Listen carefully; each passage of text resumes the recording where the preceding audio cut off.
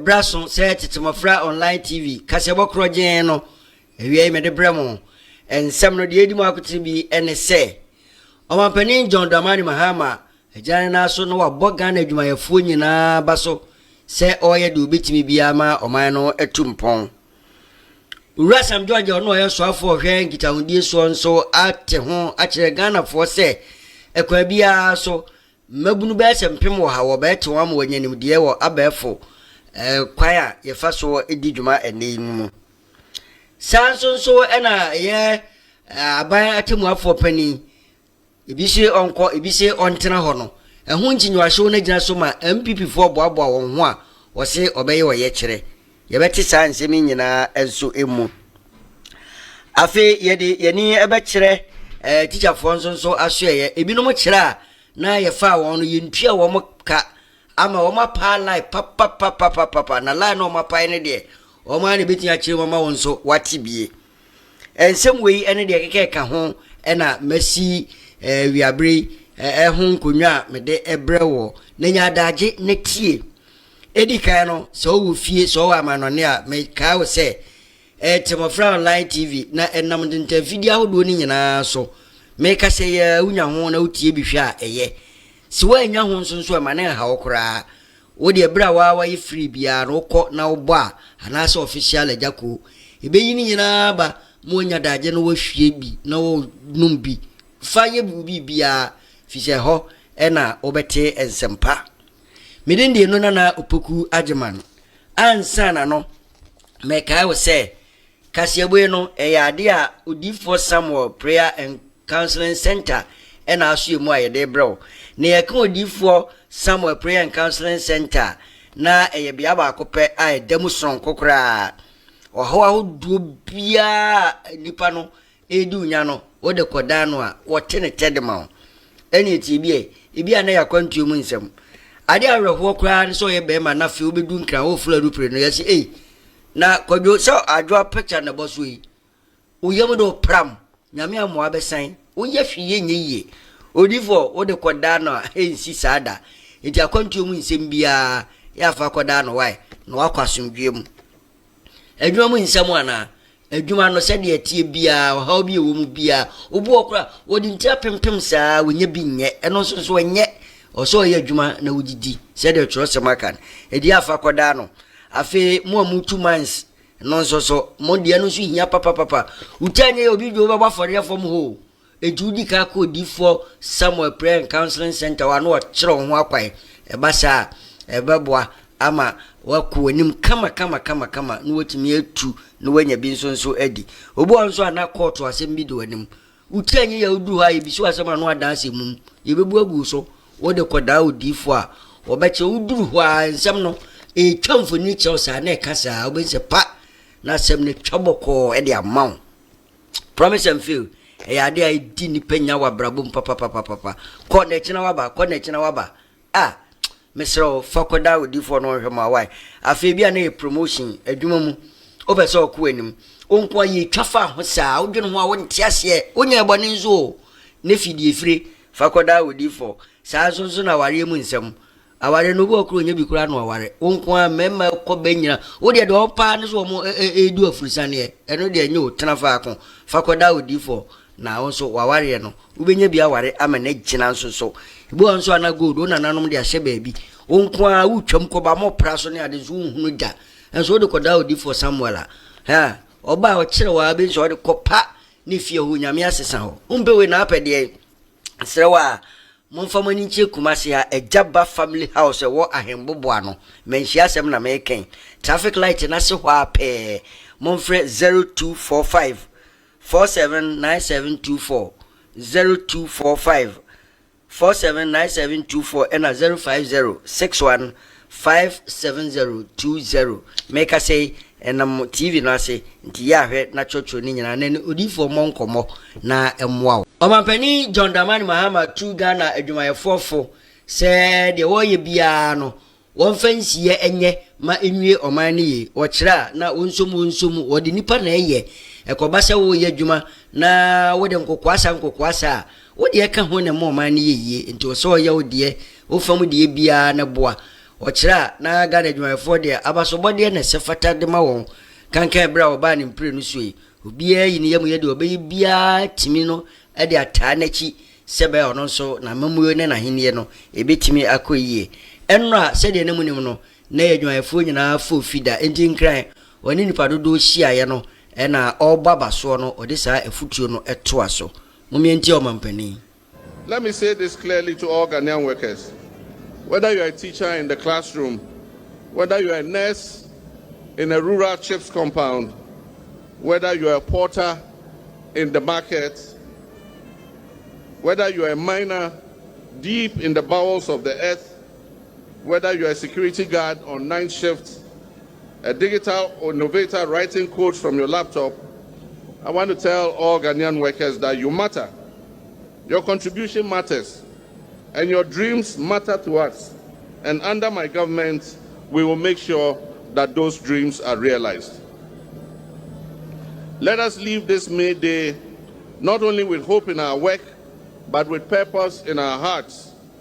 Let us move forward as one people, workers and government, unions and employers, public and private, united in our mission to build a Ghana that rewards our efforts, protects our people, and inspires the next generation.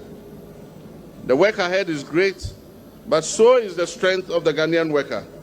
And with that strength, there is nothing we cannot achieve. May God bless Ghanaian workers. Long live organized labor. Long live Omapani John Dramani Mahama ena yete ne nka no. Na yefiwa na yekọ ura Sam George enche ono no yo so afọ hwenkita hodie so wate ho de ache Ghana for se nigisem ena aba omem eni system aba ene se nyame ayadom amasese wa we adwumakuo bi wone ho aka abomu a emabunu mako be se mpem wo ha ena obetete won na onye nimde wo abefo kwa yi so a yedidi dwuma hodo nyina wo enne ewiase no na ura Sam George kira de ma de no nika na efe kura ne se wombe yi nipe afri emfana nyina wo man mu a eno de enkoya amanyosem nti okuro bia ene mantem bia mu nipa bekobi na de besam na ya hohoaho akura efe ne se mantam ahodo edunsia no obia obeya de wo ne ho no mbe yi mu nipa maako aka o mabombe se nipa dunsia no na fe wom de o makoto adwumadie no so ewo China bruchimemu eho ena Ghana fo be hunu sampa ene abefo kwai yenso ye froko yenim 1 million quotas. Yes. And I said to you that I want you to train 100,000 out of my 1 million over the next 4 years. Today, I'm here and I see you have a plan to train 25,000 every year, starting from this year for the next 4 years. So you will train 100,000. From the President of Ghana and the people of Ghana to Huawei, I want to say thank you very much. It means a lot to the ministry and the presidency that we can count on you as a reliable partner, knowing that every year, and 2 weeks ago I had a meeting with the vice chancellors across the country on 1 million quotas. Now I can go back to them and say, okay, I'm picking maybe the top 5 public universities and saying to them that in each of these universities, they should give me students in their computer science departments, and then they will do the university leg of the Huawei certification program. In what you did, I also saw that you are giving the opportunity for me to take 10 people to China to be trained every year. Yes. And so that's fantastic. I would want to see if we can play around with that one and maybe make it 16 people every year, so that I could pick one from every region.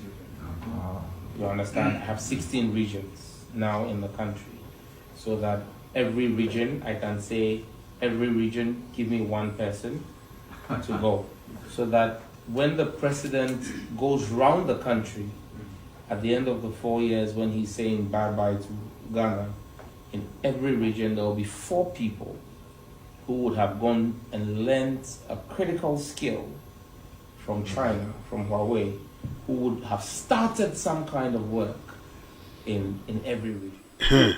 Yeah, call any more Casiabonumu. Set you for Bashan and so I never quite in your son and Saint Paul, Memu, and Atimwa for penny. Mame get to the Araba is about Saki Tokonua. Abano so uncle, if you don't say on Kaho. If you know much, Nakoyaman 17 or penny, John Damani Mahama, or Pam Mammy. If you don't say there be a memorano and a tressa, piffy, so ba, who's with me the ope and unti, and a echo basano. Na eno na dom frefo oda MPP amanyuku na no ura na nabwache se de dodo na frɛ no na na bi wa friends and chofo nhia mu no de ato wo manim se onyame ado adwa de di anim ya face May wonyina mi nhia fi se MPP fo ka bomu ne akwaku ahodo no akoye kyerɛ de atia aban no na wampani John Damani Mahama se mame araba isaba tokunu wo pam no ya sa eno wa friends chofo enhia mu na okasa no moma yentie se de o kire ensem no mu. Therefore reiterate our call for the immediate reinstatement of the Chief Justice and the withdrawal of his unconstitutional action. The future of our republic, the confidence of our people in the judiciary, and the very soul of our democracy depends on this. Let it be known that the New Patriotic Party will fiercely and relentlessly resist any attempt to hijack our judicial system for any political gain. We urge Ghanaians across all divide to speak out and defend our constitution. We urge everyone to be part of this historic demonstration on Monday, 5th May. We must all be part of this effort. There is this sinister motive by Mr. Mahama to pack the judiciary to seek a judicial interpretation of the Constitution which will interpret Article 62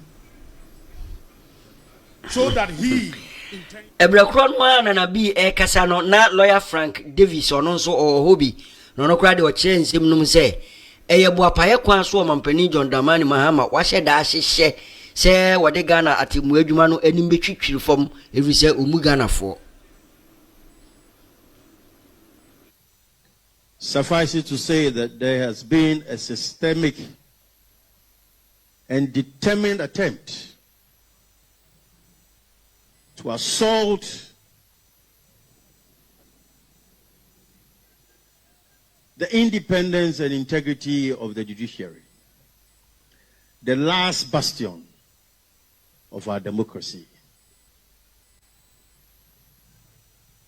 And Ghanaians would have to speak. There is nothing political about this.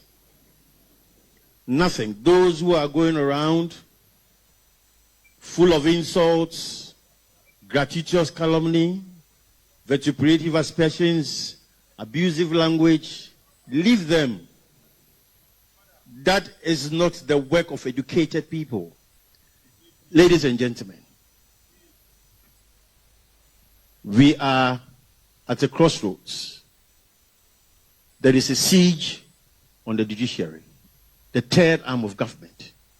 We have the executive, the legislature, and the judiciary. They are supposed to have separate and distinct powers. Separation of powers, as we call it. Do we have to let the judiciary be hanged? No. Thank you very much.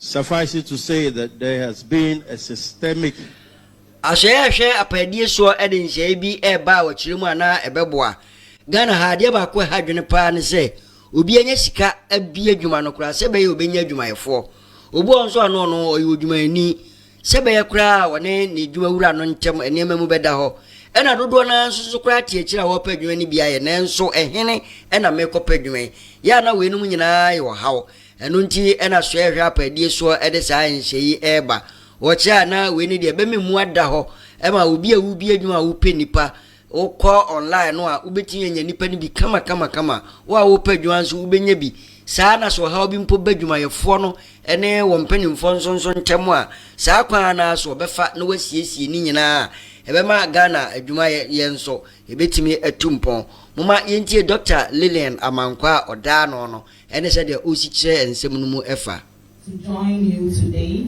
for the official launch of the Labour Department's Awareness Roadshow under the inspiring banner of jobs of just one bold step. Just one bold step, also known as jobs. On behalf of the Ghanaian European Centre and our commissioning partners, the German Federal Ministry of Economic Cooperation and Development, and the European Union, I wish to extend our heartfelt congratulations to the Ministry of Labour, Jobs and Employment, and the Labour Department for championing this important initiative. Today's launch marks not just the beginning of a roadshow, it marks a renewed commitment to empowering Ghanaian job seekers, returned migrants, and entrepreneurs to access real opportunities in the local and international labor markets. This campaign is fully aligned with the vision of the EU-German-Ghana Joint Action of Jobs, Migration, and Development, which happens to be a flagship initiative that seeks to open pathways to decent employment, skills development, and safe and orderly migration. Through this collaboration, we aim to create a Ghana. Achechefo bi a wokyira ya fa won adwuma nanso ekobesa abosome nsu nie yentua won ka no won koko apai den ma meka say di nisuo na wote achechefo yi kyiri a na so bi fu adwuma ka so bi tua oka na bosome no so pa na wontua ka ya na adwene wadwene nyina akosi so aso ide me pekakra menya kakra metuatua me ho aka sei na so se kogina mu apa besa bosome nso de a na chese ni eya yenyan wocha na ban baye no nyade a wo de wo nsem akoda no nyina no wafi wo mo achechefo yi mu ba ko ewo ahoma no so ono eno oda sa nipa dodo nyina ano yankwa ne nchen na yenkutie sede owura adomako kranche o kire ensem no mu ede ache hello teacher adomako ya mo ha na pom de say Awurade adom ye ho ye pa teacher na musu asia ne say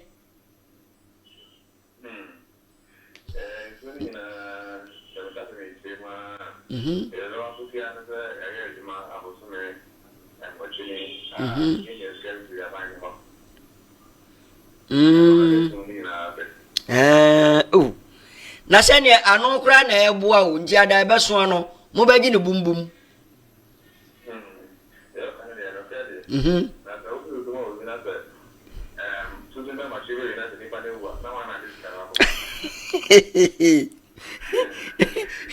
du obedi wa de beje you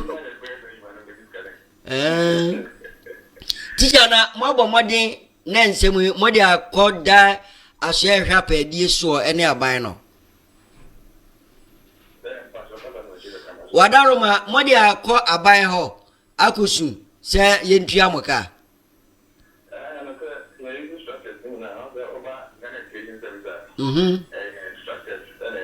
yeah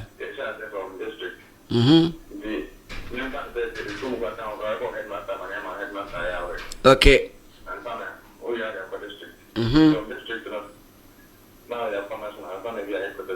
okay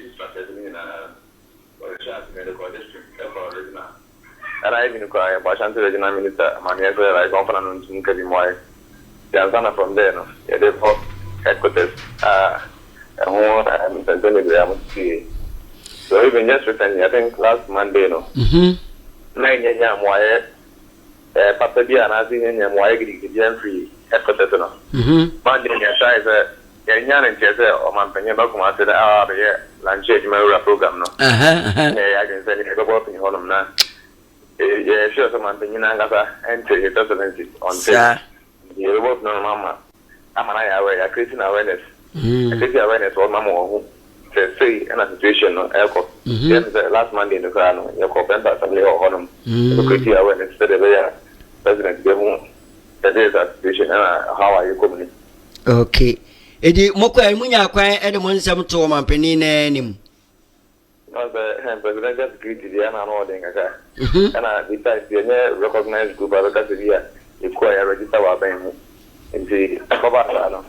There's a final unofficial way. Well, main kind of that. It was a for one-on-one appointment and another one-on-one meeting with him. Yeah. That is the right view, but I was a put to the pimp and I was the moon rather. There's I was a fat a process. I think the placards on to the area by the bar. Yeah, the boom to dinner.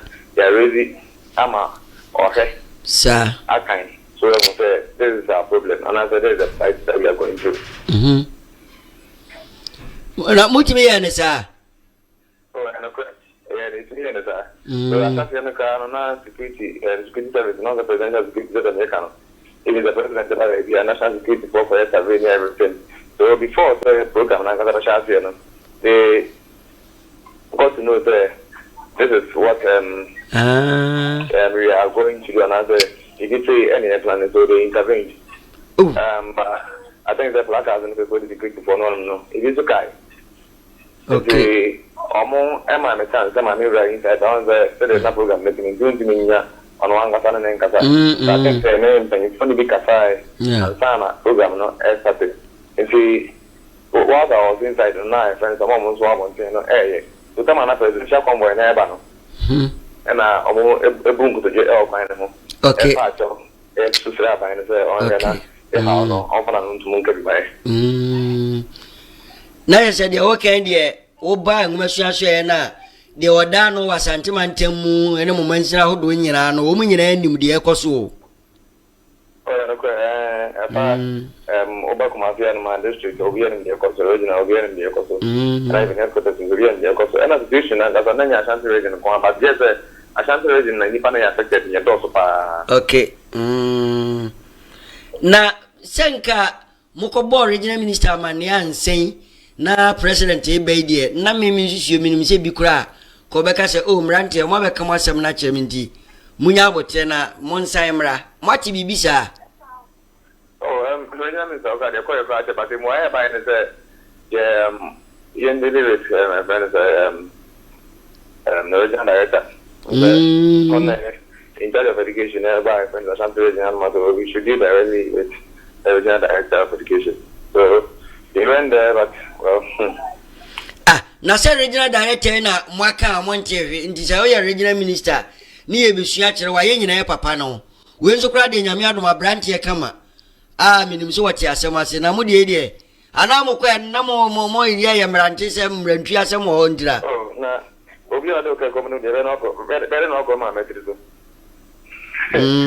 obi ado komunu wa do kari don't even go ma metrizo ya de na de ko okay that time no na emo na friends Jesus one no sorry blue light one no so actually so I don't know if the night humano preparing to be out directly then I'm original director on the means mean Casaman or one or the free no buy was the delivery director straight. Okay. Now Modudu nyina pa yese. Modudu pa yese. Oh we are more than 1,000.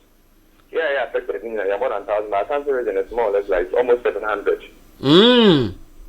I can't say almost 700. Hey, and I'm a dozen. Eddie, teacher for some the other academy. Oh, dear, you bedding come over to your home. Na said and some no air could be as ye dear tree. Ashe, na Yamea Duma, Monsomonsaka Makakra. Why do you pa no yabi near the Anna Yamum? Okay, maybe so.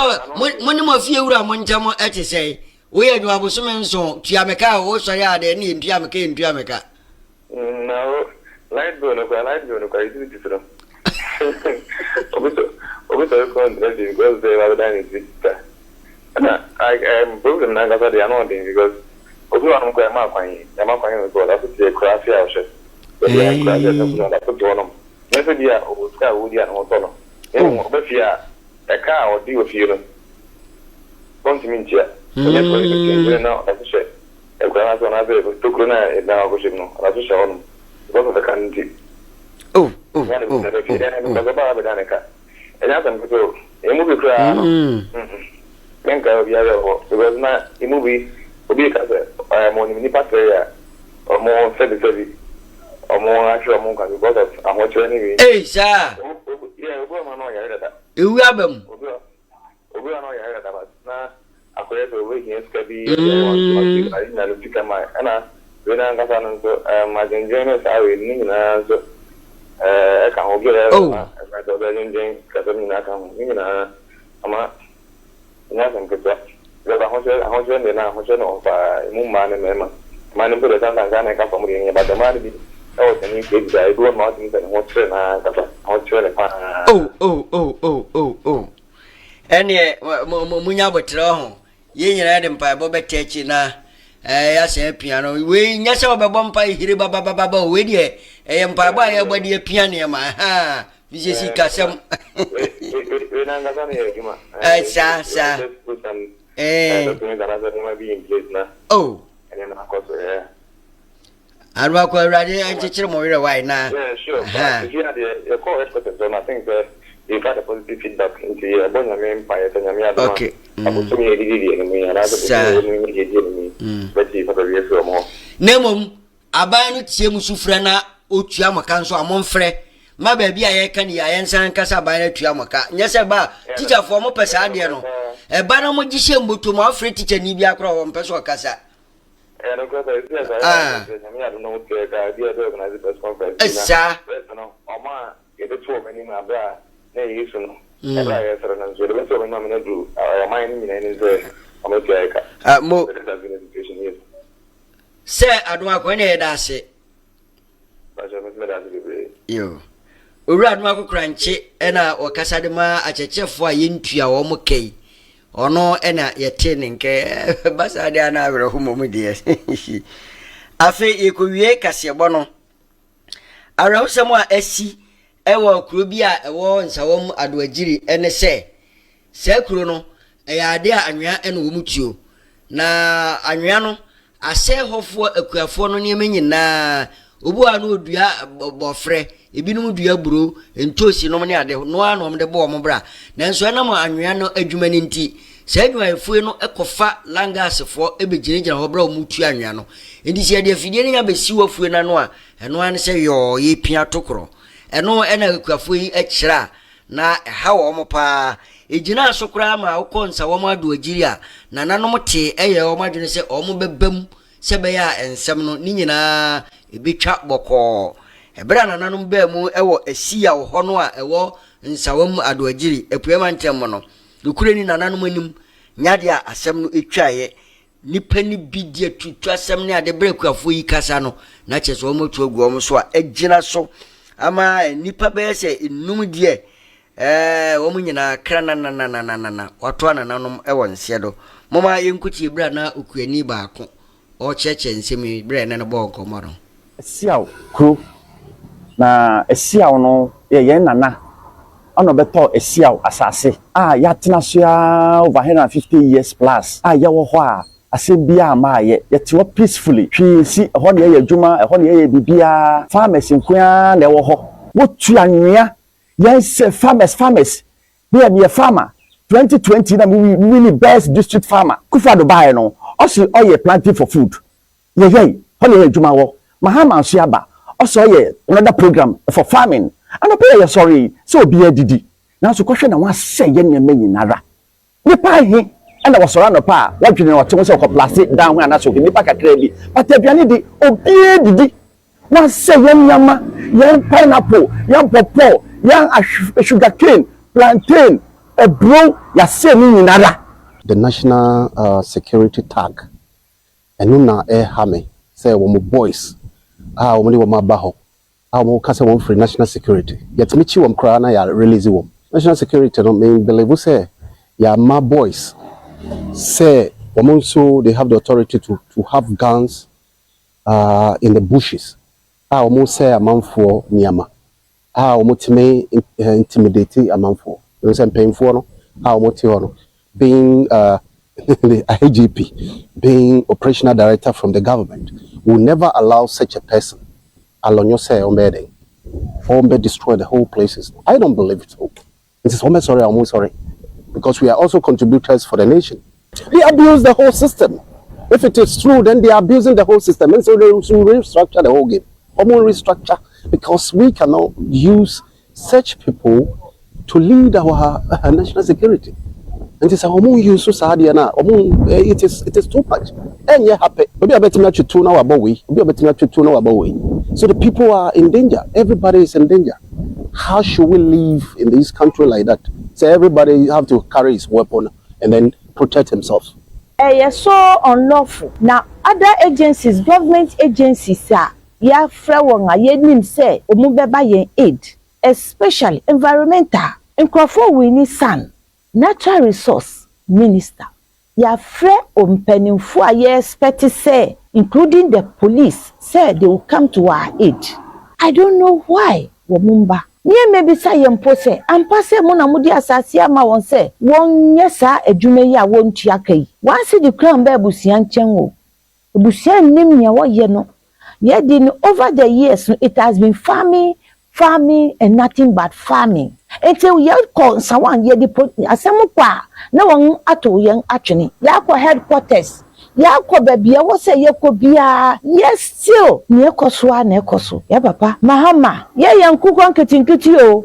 Ye yankukon ketinkiti ne pa adwuma no ye kutem. Ye adwuma papa ekua ye adwuma papa ma yen. Enti u project Saudi aba no ya so mo ye kuro no yesu ye yankukon ketinkiti project yesu ye farming. Many send your kind obi awa winning award. Nature say ye fa ekuya ni eni agro. Yes, President John Mahama say srew opani uye oba tan. Enti yes srew say katra IGP mayen say baby ekono e kaso no na ekono trucks no na ye dede no na won na wo dede. Ejafo kasebo no nyina awieye enie.